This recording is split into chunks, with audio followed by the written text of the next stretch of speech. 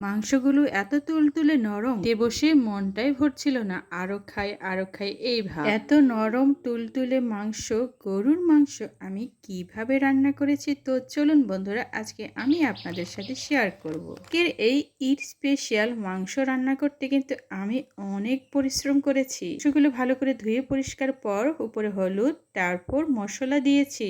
এটা ছিল প্যাকেটের মাংসের মশলা, হলুদ গুঁড়োর উপর ছিটিয়ে দিয়েছিলাম। এখন আমি কি করব, মরিচ গুঁড়াটাও দিয়ে দিয়েছি প্রয়োজন মতো। যেহেতু আমার 1 কেজির ঊর্ধ্বে মাংস, সেহেতু আমাকে ভালোই মরিচ দিতে হয়েছে। এটা ছিল জিরা বাটা, তারপর এটা আদা বাটা, এটা হচ্ছে গরম মশলার বাটা। সবগুলো মশলা আমি তাৎক্ষণিকভাবে শিলপাটা দিয়ে, শিলের নোড়া দিয়ে ঘষে ঘষে এমন করে গুঁড়ো করেছি। এখন আমি যেটা দিয়েছি সেটা হচ্ছে থেতলানো রসুন, আর সবগুলো একসাথে আমি মাংসের সাথে ভালো করে চটকে চটকে মিক্স করে নেব। মাংসগুলো ভালো চটকানো হয়ে গেলে আমি কি করেছি, আমার রেডি করে রাখা কিছু জিনিসপত্র এখন দেব, আর আরও দেব তেল। তেলটা হচ্ছে অতি প্রয়োজনীয় রান্নার জন্য, আর এটা আমি মেপে মেপে দেব। হাত দিয়ে এভাবে মাপলে আমার সঠিক মাপটা আমি ঠিকই বুঝতে পারবো। যেহেতু এটি ঈদ স্পেশাল মাংস, খুব তাড়াতাড়ি অল্পতেই সেদ্ধ হয়ে যাবে, এটা আমি ভালো করেই জানি। মাংসের সাথে কিছু চর্বি না থাকলে কি হয়, আর আমি তেলটা দেওয়ার পর ভালো করে এটা চটকে চটকে মাখিয়ে নিচ্ছি সব কিছুতে। এমনভাবে ভালো করে চটকে নিচ্ছি মাংসগুলো সব মিক্স, যাতে মশলা, তেল, লবণ, হলুদ সবকিছু যাতে মাংসের ভিতর ভালো করে মিক্স হয়। মাংসগুলো একবারে টাটকা মাংস, আর মাত্রই নিয়ে আসা হয়েছে।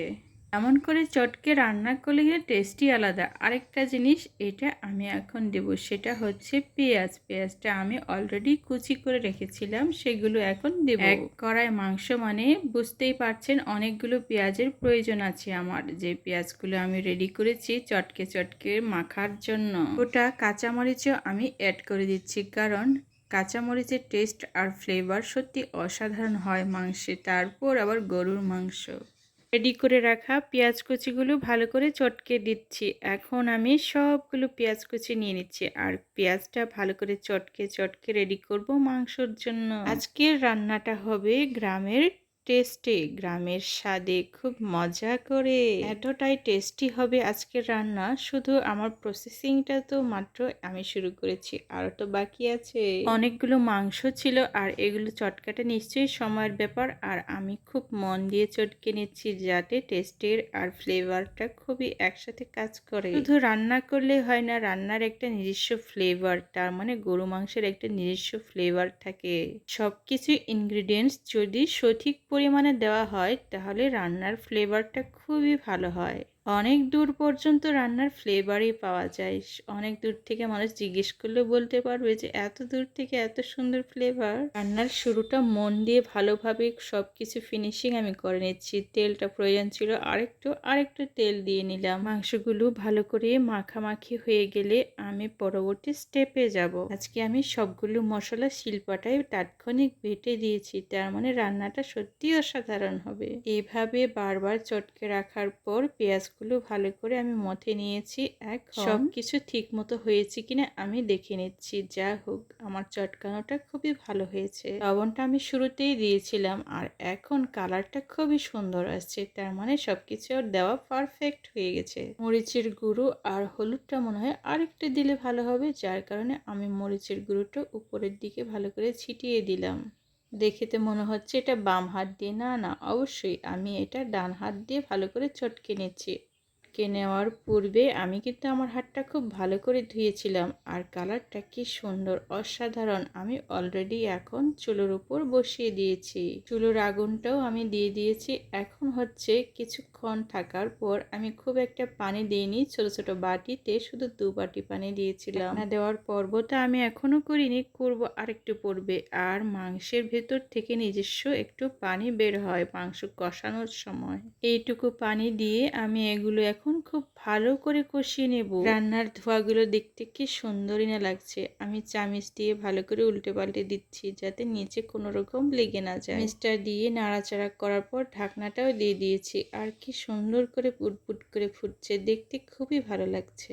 এখন গরু মাংসের স্মেলটা খুব একটা পাওয়া যাচ্ছে না, আর একটু পর কি সুন্দর ঘ্রাণ বের হবে। ঢাকনা দেওয়ার ফলে আমার স্ফুটনাঙ্ক খুব বেশি করে হচ্ছে, তার মানে খুব ভালো করে বুটবুট বের হচ্ছে। আমরা সবাই জানি যে মাংস সবসময় ঢাকনা দিয়ে রান্না করতে হয়, ঢাকনা দিলে মাংস খুব সুন্দর করে সেদ্ধও হয়। ঢাকনাটা খুলে আমি আবারও কি করেছি, একটু নেড়াচাড়া করে দিয়েছি, কারণ ভিতরের দিকে একটু লেগে যেতেও পারে। এইবার অনেকটা পানি শুকিয়ে গেছে আর পেঁয়াজগুলো আমার গলে গেছে, যেহেতু পেঁয়াজটা আমি রান্নার পূর্বে খুব ভালো করে চটকেও দিয়েছিলাম। এটা কি আমার বন্ধুদের মনে আছে? বন্ধুদের মনে থাকার কথা। এত সুন্দর রান্না করছে বন্ধুরা আজকে, আমার ভিডিও নিশ্চয়ই মন দিয়ে দেখবে। মাংসগুলো এখন কষিয়ে নিচ্ছে আর ঝোলটা খুব শুকিয়ে যাচ্ছে।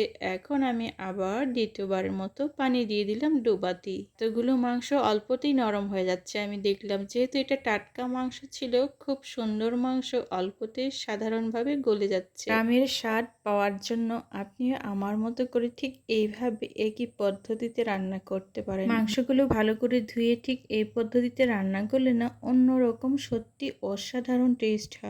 তবে আমি বলি, কষানোর সিস্টেমটা যদি খুব ভালো হয় না, মাংসের টেস্ট আর ফ্লেভার এত অসাধারণ হয় না, গরু মাংসের ফ্লেভারে আপনার মন ভরে যাবে। এই রান্নাটা খুবই সহজভাবে আর কম সময়ে করা যায়। এই সহজ পদ্ধতি আপনিও আপনার বাসায় আপনার রান্নাঘরে প্র্যাকটিস করতে পারেন, যদি আপনি এই গ্রামের রান্নার স্বাদ টেস্ট পেতে চান। এই ধরনের টেস্টিফুল ভিডিও পেতে অবশ্যই সাবস্ক্রাইব দিয়ে রাখবেন আপনার টাইমলাইনে ভিডিওগুলো পাওয়ার জন্য। আরেকটা কথা বলি, যদি আপনি সাবস্ক্রাইব দিয়ে রাখেন তাহলে এনি টাইম যখন ইচ্ছে তখন আপনি আপনার পছন্দের ভিডিওগুলো দেখতে পারবেন। মাংসগুলো অনেকটাই নরম হয়ে গেছে আর পানিগুলো অনেকটাই কমে গেছে, তার মানে ঝোলটা ঘন হয়ে গেছে। গরু মাংসের ঘন ঝোল খেতে এত টেস্ট লাগে না আমার বন্ধুরা। মন ভাবে গরু মাংস রান্না করার পর আমি কি করি জানেন? রান্নার পূর্বে আমি কি করে রুটি কাই করে রেডি করে রাখি, আর রান্না হতে হতে আমার সাদা রুটি তৈরি হয়ে যায়। গরু মাংসের ঘন ঝোল আর টুলটুলে নরম মাংস, কয়েকটি সাদা রুটি, কত টেস্ট! এই ধরনের মাংস খেতে খুবই মন চায়, আর আজকে আমার আশাটা পূরণ হয়েছে। আমার এই ভালো লাগার কথাগুলো অকপটে আজকে বলেই ফেললাম বন্ধুদের জন্য। এখন কিন্তু আমার রান্নাটা খুব মৃদু আছে হচ্ছে, বুটবুটিয়ে শেষের দিকে রাখলে না মাংসগুলো খুব নরম হয়ে যায় আর খুব সফট হয়, তুলতুলে হয়। মাংস রান্নার ক্ষেত্রে ঘন ঝোলের টেস্ট পাওয়ার জন্য ঠিক এইভাবে মাংসের শেষের দিকে, তার মানে রান্নার শেষের দিকে হালকা আঁচে ঢাকনা দিয়ে রেখে দিতে হয়। ঠিক এইভাবে মাংসটা রেখে দিলে মাংসের টেস্ট, গুণগত মান খুবই ভালো থাকে। রান্নাটা সত্যি অন্যরকম আর সত্যি অসাধারণ। আমি এই কারণে কথাগুলো বলছি, অন্যান্য সময় মাংস সেদ্ধ করতে কিন্তু অনেকটাই সময় লেগে যায়। আর আজকের ঈদ স্পেশাল রান্নাতে মাংসগুলো খুব তুলতুলে নরম হয়ে গেছে অত জলদি। রান্নার এত সুন্দর ফ্লেভার আসছে না, আমার তো এখনই খেতে ইচ্ছে করছে। প্লেট নিয়ে সাদা রুটি নিয়ে যত যেভাবে রান্না করি না কেন, ঠিক এইভাবে মাখিয়ে রান্না করার মধ্যে টেস্টই অন্যরকম থাকে। এই মাখিয়ে রান্না করার মধ্যে অন্যরকম ফ্লেভার থাকে, আর টেস্ট তো কথাই নেই, খুবই অসাধারণ টেস্টি হয়। পরিবারের লোকজন সবাই এই রান্নার খুবই ভক্ত। মাংস ঠিক এইভাবে রান্না করলে অনেক টেস্টি আর অনেক মজাদার, পরিবারের সকলে খুব চেটেপুটে খেয়ে নেবে। এমন রান্নাটা আমার বিশ্বাস আপনারাও আপনাদের রান্নাঘরে করে দেখবেন একবার হলেও। এই রান্নার পদ্ধতিটা যে কেউ ইচ্ছে করলে নিজের মতো করে রান্না করতে পারবে, যদি কেউ এভাবে মাখিয়ে রান্না করে। ভালো করে কষিয়ে কষিয়ে রান্না করলে না রান্নার টেস্ট আর স্বাদ, তারপর সবার মুখে খুব প্রশংসা পাওয়া যায়। আমার মতে টেস্টিফুল খাবার পরিবারের জন্য দেওয়াটাই হচ্ছে সব থেকে বড় কথা। আজকের এই টেস্টিফুল রান্নাটা আমি আমার দর্শকদের জন্য করেছি আর আমার পরিবারের জন্যই করেছি। রান্নাটা এখন আমার খুব সুন্দরভাবে হয়েছে, এত ঘন ঝোল, শুধু মাংস আর মাংস, একটাও আলু দিইনি। দুই মাংস এক কড়াই, তার মানে এতটাই টেস্টি হয়েছে আজকে। কে কত খাবে খেয়ে নাও। সবাইকে আমি বলে দিয়েছি যার যত মাংস লাগে ততটুকুই খেয়ে নেবে। টকে চর্বিগুলো আমার খুবই ভালো লাগে, এত মজা আর এত টেস্ট লাগে না, শুধু খেতেই ইচ্ছে করে। ফিনিশিংটা আমার এই পর্যন্ত, খুব মজা করেই করেছি আজকে। মাংসের রান্নার ঝোলটা এত ঘন হয়েছে আর ফ্লেভারটা এত সুন্দর করে আসছে। সবাই বাদবাকি লোকজন বলছে কখন খেতে দিবেন, আমাদের তো খিদে পেয়ে গেছে, তাড়াতাড়ি চটজলদি দাও। আমি বললাম একটু ধৈর্য ধরো, তারপর সবার জন্য আমি পরিপাটি করে সাজিয়ে দিব। এক বাটি মাংস আর সাদা রুটি নিয়ে ঠিক এইভাবে মজা করে খেতে বসেছি।